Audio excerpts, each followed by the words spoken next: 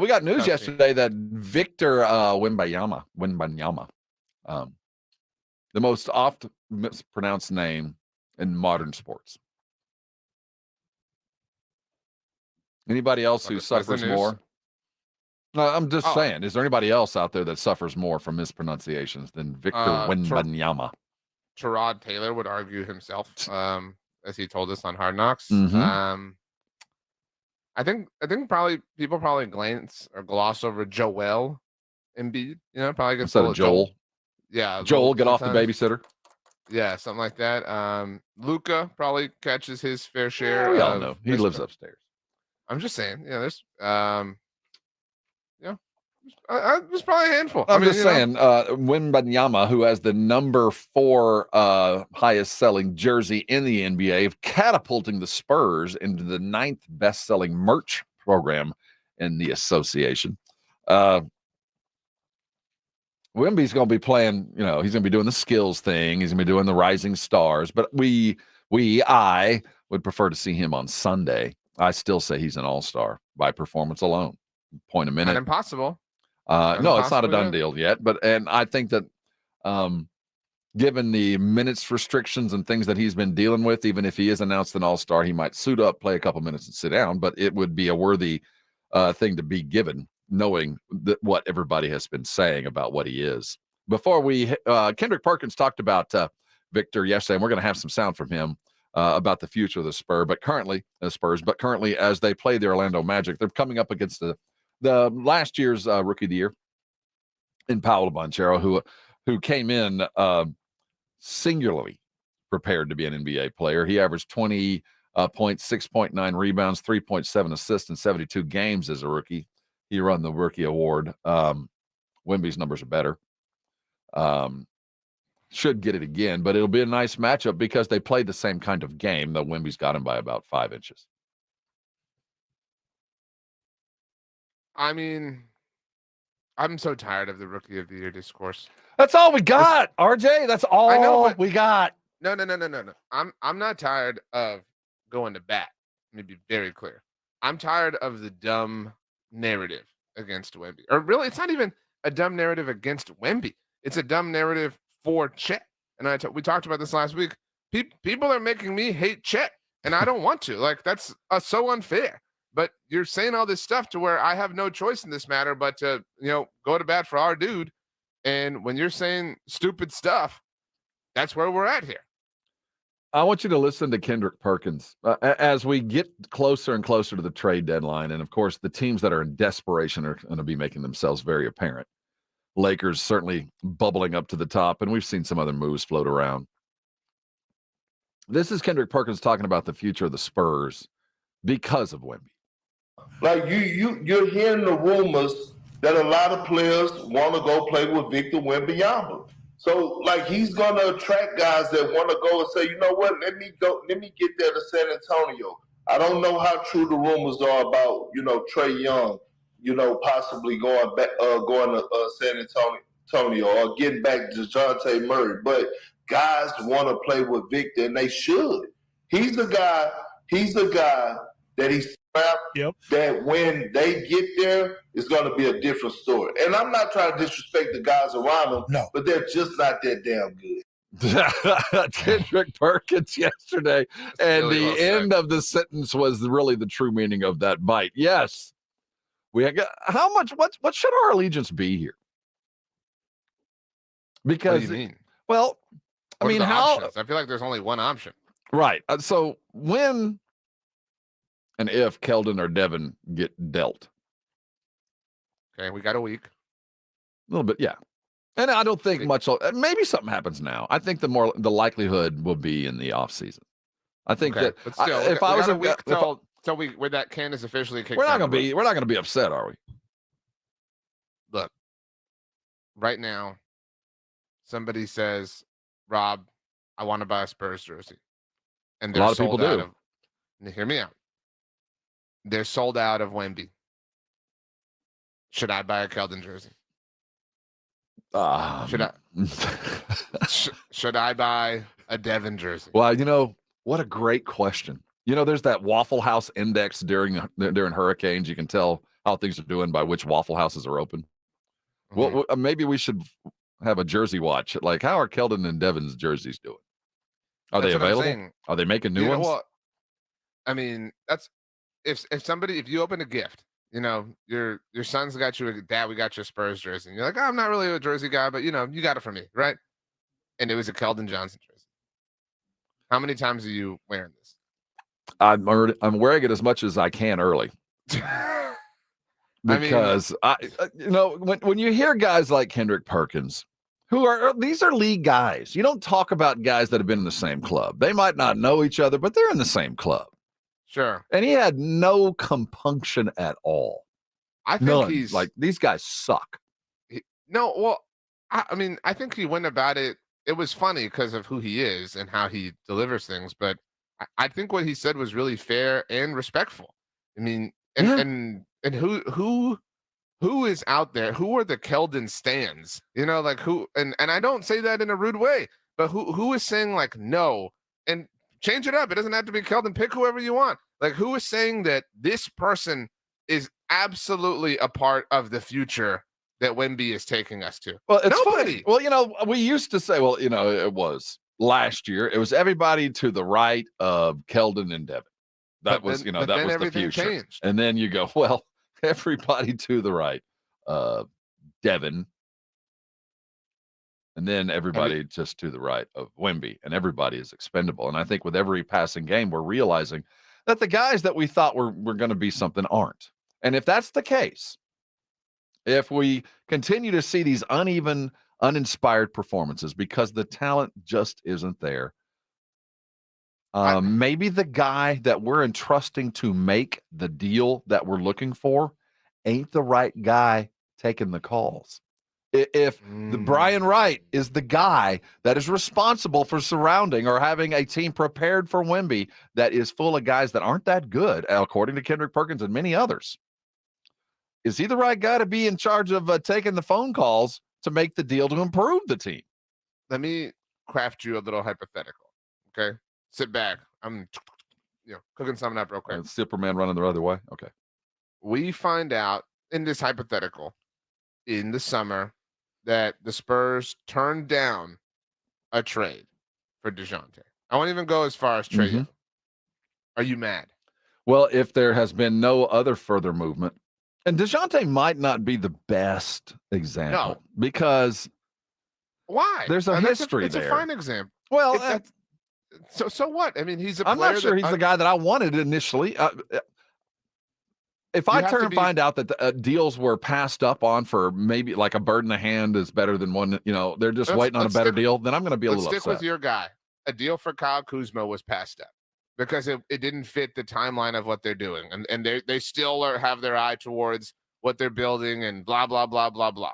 They passed up a deal for Kyle Kuzma. They had talk. They broke bread after the Wizards. Well, I know the parameters, like what it would have been, the offer, and I find it amenable, a first rounder and a guy or something like that. It's not. I'll be furious. I'll start to question because we're talking not a slam dunk. Oh man, we're robbing you blind. And a deal. Both parties walk away going, okay. So if it's that, I'm upset because standing still is falling behind in the NBA. That's what they're doing, right? So as we sit right now, do we have, while we're talking about all these draft picks and all this future, the reason we're doing this is to have a guy that's ready to make a deal or at least have some deals in mind. And do we even trust the fact that if a deal is done, this guy, the guy that was involved in Sohan, the guy that was involved in Devin, the guy that was involved in other pieces that really, I've been marginal successes at best. This is the guy that we want to make the $200 million deal, which could, by the end, we add in all the contracts, be? I don't know, but I'm starting to question as we get closer to this deadline, and I know what we got, and I know where we're trying to go. If nothing happens. What was your point of demarcation? Everyone to the right of Keldon a year ago? A year ago, it was, Right. Okay, so the Wemby of it all changed everything. The Wemby of it all accelerated whatever your plan was, Brian, right? And you can't live in that plane. You know what I'm saying? And so I actually am at a place now where I feel badly for Keldon, for Devin, for Jeremy, for whoever, because the disparity between Wemby and anybody, to be very clear, is so vast. But because this is who you're outfitting your team with around him, you make them look bad by proxy. You make them look bad. No, I mean No, I that get sounds what like you're a joke, saying. but You're it's so much better that we see how bad you are. right, because the rebuild is now, your one foot is moving faster than the other for you. And so everyone can see that. And so, Perk can come out and say this, and I don't think anybody can disagree with him, right? I mean, is there a word of what Perk said that you find to be, fallible? No. But, and so you have to start now. You can't be cruising at 30 miles an hour on the highway anymore. The speed limit elevated when you got Wemby. And so you have to think quickly on your feet. You have to utilize every moment of roster building and construction that you can. I think in one sense, it is a failure to let the trade deadline go without any kind of adjustment. If you let a whole window of roster construction completely close shut without doing anything, in one sense, in a literal vacuum sense, it's a failure. Without hesitation. How could it not be? Because you're trying to elevate everything around Wemby. So if you even if it's not at this point, I would take away, if you want to trade away Chetty. We talked about that yesterday, and I recognize how tiny that would be. It would be right. a little ploop in the pond that we're examining right now. But you have to take some step forward, whether that's accruing more assets or bringing in talent. You cannot just say this is fine. We're going to reassess in the summer. You can't. That is 5 years from now, as far as we're concerned. You have to do something now. I did find it interesting that, up until now, whenever we talked about the potential for free agency, it was always it's a chance to come play for Pop. I mean, that was all we had. I mean, it was a chance when we were running for titles, it was a chance to come and win a title and play for Pop. Well, and then, titles were gone. So now it became just a chance to play for Pop. And as much as we thought that mattered, it didn't mean squat. I mean, nobody, they came to play for Pop after the money value, the dollar amount was reached. And I get to play with Pop too. Fine. That's never been a draw. Never. LaMarcus came. It wasn't to play for Pop. It was to play with Tim. So now at least we have a legitimate reason to say, why would anybody come to San Antonio? It's to play for the future. We had to hang it on Pop. You get to play for a legend. Well, what does that mean? I got to do it. I got to be turned into DeMar DeRozan. I'm going to be turned into LaMarcus. No, I'll play elsewhere, please.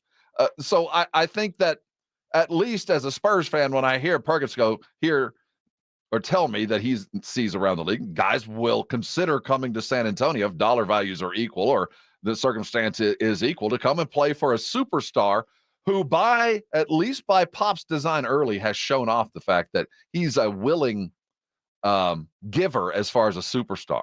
He's got a fair amount of LeBron. He will willingly hand you the spotlight if you're capable. And given that situation, it's perfect for Brian Wright. This is an ideal time for you. You've got money, you've got draft picks, and you've got a player that guys want to come play with. And the fact that you're going to probably be losing your head coach here pretty soon isn't really weighing into this. What's the justification for standing pat? There is none. So then you agree it's a failure if they don't do anything before next week. Yes, it is. It begins what will be an abject fail. I will say that this is just the first part of a long test. I don't think the grade comes in until the end of free agency and the draft and everything in June for this year. This is just the first step for what we want to see at the beginning of the 24-25 season. So I'm not going to grade Brian Wright solely on the trade deadline right now and say if something doesn't happen, he needs to be fired. But what I will say is this is the first test of a long semester. You've got free agency, you've got draft, you've got another free agency period. You've got some time in here that with all these assets, we do expect to see some kind of movement because we've got 10 wins now. We ain't getting 30. We're going to be a bottom 5 team, and we're going to have a lot of ping pong balls. So you're going to have another draft piece to play with, more and more talent around there, and a huge bank account. So Early returns ain't good, but at least you get a couple of tests to raise your grade point to keep the analogy alive.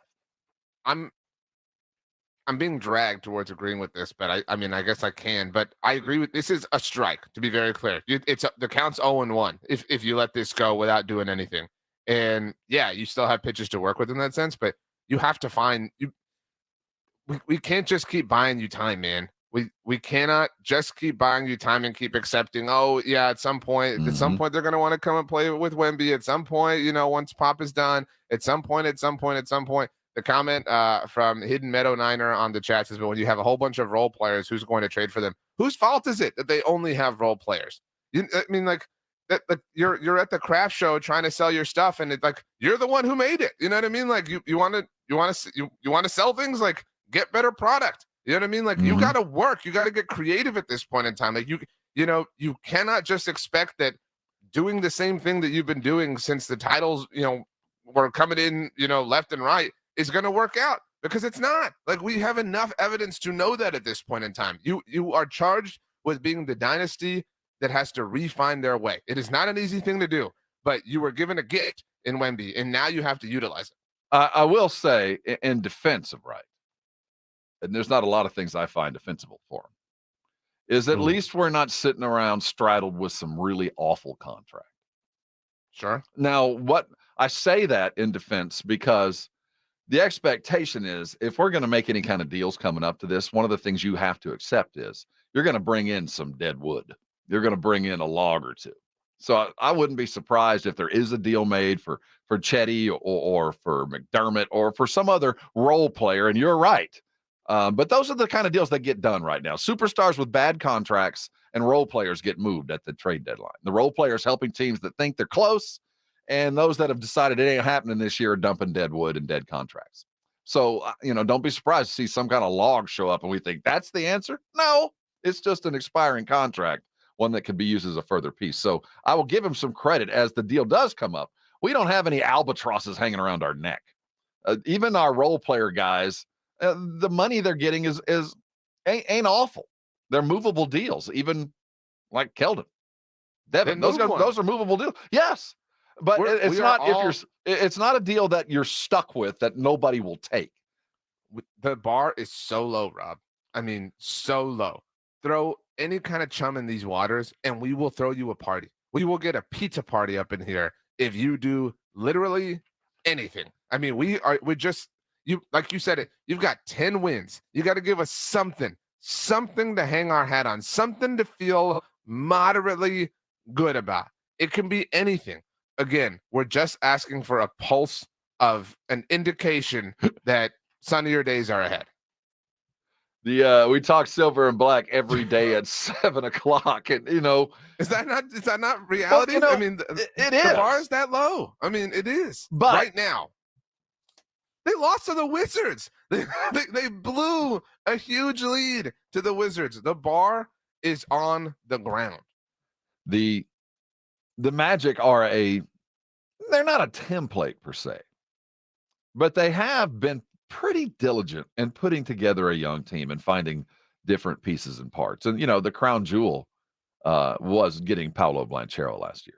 The guy just stepped into the league and was an immediate NBA player, all-star caliber, not, as far as any rookie has been in the last several years, and lots of guys around him. But recently they've kind of run into the mid-season we're not deep and we're going to lose some games kind of situation as they are 24-23 sitting at 500.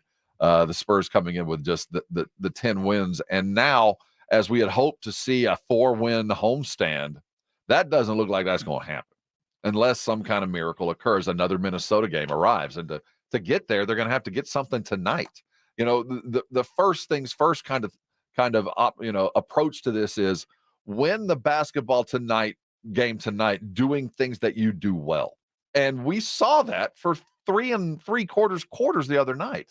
We saw a very well played basketball game as far as the way the Spurs controlled the tempo, the way that Blake Wesley came off the bench and did exactly what we want. And as we get close to the trade deadline, RJ, I'll say this. I don't think there's a pressing need to go get a point guard just yet. I'd like to have one. But I like what I'm seeing in the growth of Wesley and Trey Jones. I think we're only going to win 4, 5, 6, 7 more games to close this season out. There ain't that many left. I ain't chasing a bunch of wins. And if we're not going to get the wins, those two guys I'd feel comfortable with. But as we get closer to the trade deadline, I do think that we need to be, as you're putting it, out there. If we're not doing something, we're falling behind. And I'm not going to be upset with any kind of move other than you ever when your boys were younger and you went to a family or a friend's wedding or quinceañera or something, at any point ever, did you ever tell one of them, go get on the dance floor? Just go dance to one song. And they were like, no, we don't want to. And you're like, Right. come on, just one song. Go out there. And they did, and you swelled with pride. That ever happened? Yeah, of course. Well, it wasn't about go ask the girl to dance. Go ask. Well, I mean, and they did, right? Yeah. And when it happened, it was like, this is awesome. Yeah, right? you did it.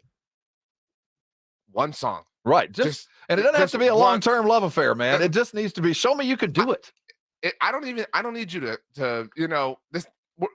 We don't need, Lieutenant Colonel Slater in Scent of a Woman, like, blindly, pulling off this incredible tango. Cupid Shuffle, like something that literally tells you what to do in the song. Like, just get on the floor. Just get some kinetic energy moving. Again, our expectations are as low as they could possibly be. That's Rob's where we're got at. the camera out. He's going to record the whole thing. Yeah, that's where we're at. That's where we're at. Doesn't have to be long term. Just prove to me that you can get it done. And we're filming every second of it, Mr. Wright. Hi. I'll wave. Watch your hand.